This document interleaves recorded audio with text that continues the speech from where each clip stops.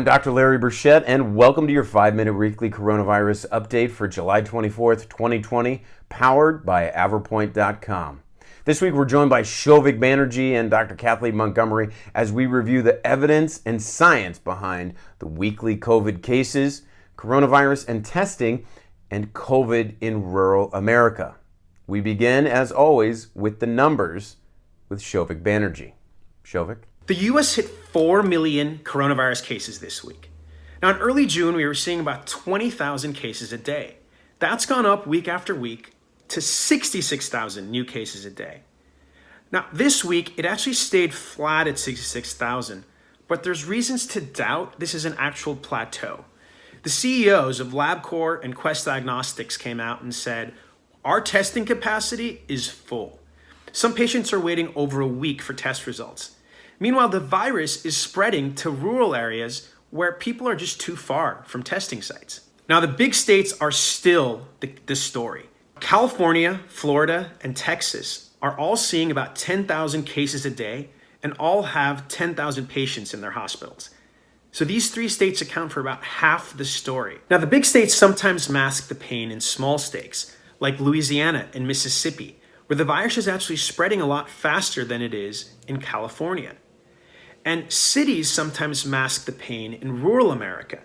In Texas, Hidalgo County saw so many deaths this week that the crematorium had a waiting list, and they were putting bodies in refrigerated trucks. Now, globally, the world hit 15 million coronavirus cases this week and 630,000 deaths. The hotspots remain the US, Brazil, India, Russia, and South Africa, which had long contained the virus, has now become a hotspot. And now, given we're seeing issues around testing capacity, we turn to Dr. Montgomery to discuss the science behind coronavirus testing. Now let's compare the different types of coronavirus tests available. Right now, there are 3 types of tests: PCR, antigen, and antibody. The PCR test is the big one you need to know. It's the gold standard for diagnosing coronavirus and the test that the official case counts are based on. The PCR test works by detecting viral genes, or RNA. It is incredibly specific, meaning that a positive result is almost always a true positive. However, it is not very sensitive, and even on the best day, the test will miss about 1 in every 5 cases. Some employers require patients to have a negative test to return to work, but patients can have a positive PCR test even months after symptoms have resolved. Doctors agree that repeated PCR testing looking for a negative result should not be a requirement for returning to work. A study from Korea found that COVID patients could test positive by PCR months after diagnosis, but they found no evidence of live virus or viral transmission from these patients.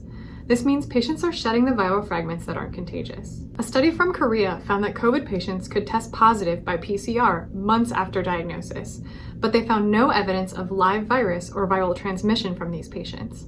This means that the patients are most likely shedding viral fragments that aren't contagious. Next, what about antigen tests?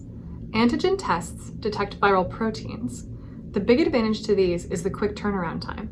They can be performed in just a few minutes while you wait. So why aren't we using them everywhere?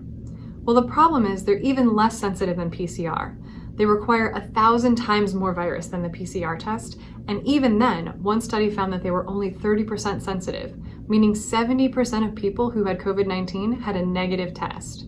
Because of this, the WHO does not recommend using antigen tests. If they are used, a PCR test should also be performed to confirm the result. Lastly, antibody testing. This is a blood test and doesn't turn positive until 1 or 2 weeks after symptoms begin, so it's better for detecting whether a person has already had the virus. Now, the antibody test is the opposite of PCR and antigen tests in that it is sensitive but not specific. This means you can believe a negative result, but a positive result may be a false positive. So what should we expect moving forward with testing? The recent case increases have caused delays in the reporting of PCR tests, leaving some patients to wait a week or even longer for results. Scientists are working on a more sensitive antigen test, but expect PCR to continue to be the gold standard for diagnostic testing until a better antigen test is developed. Now on to you, doctor. Today I want to talk with you about COVID and rural America. As you can see in this graph, cases in rural America have increased 2.5 times in the last month. This is non-metropolitan cities. We're talking with populations in the thousands. Why? and what's coming for the American countryside. Now, I've worked both in New York during the surge and in rural California ERs diagnosing COVID since. COVID is on the rise in rural America. As you can see in this graph, when COVID hit the big cities like New York in April, viral spread was enhanced by population density. That's this black box on the right side of this. A lot of people living in a small area, the virus easily spreads. That's the black box up there. Now that same population density, look on the other side in rural America. It benefits them. It decreases COVID risk because people live more spread out, so there's lower risk of getting the virus. But look over here on the rural. What is the big risk to them, that white dotted box? What raises risk for towns with less than 2,500 people? And I mean, it raises the roof.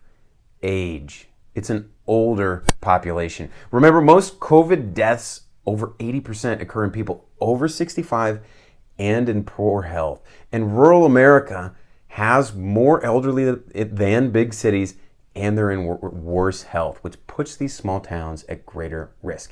Now, interesting, look in the same graph.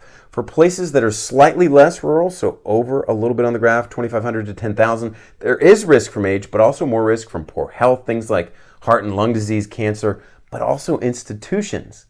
We're talking about prisons in towns of those sizes. When you go up to 10,000 to a million, nursing homes carry the most risk there. Interesting, right? There aren't as many nursing homes in smaller towns or bigger cities. Another study shows essentially the same thing that we're talking about risk for rural America, which is that of age and general health is worse in smaller towns, conferring additional risk.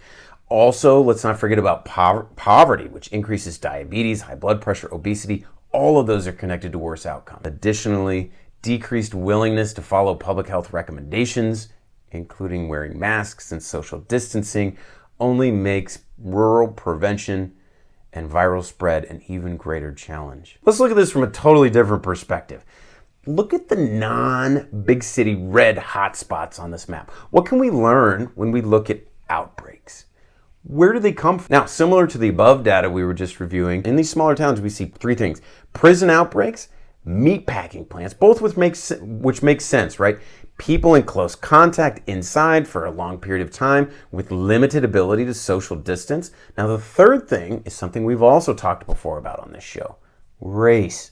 Note how many communities in the top 10 of this list include high numbers of Latin American, African American, or Native American populations. Again, COVID affects us disproportionately by race. Now, in addition to the above, churches and grocery markets, places where people gather appear to increase risk of spread. You can imagine the public health challenge with having one grocery store in 50 miles in rural America. Additional causes for concern: rural hospitals are closing, have fewer hospital beds and ICU beds, fewer specialty services, and lower testing and tracing capacity. All of this impacts rural America's ability to prevent and treat this disease. For Shovik Banerjee and Dr. Kathleen Montgomery, I'm Dr. Larry Burchett. We'd like to thank you for watching our 5-minute COVID weekly update. We hope you've enjoyed it. Please share this information if you found it valuable. Check out the evidence on averpoint.com. And as always, stay safe. We'll see you next time.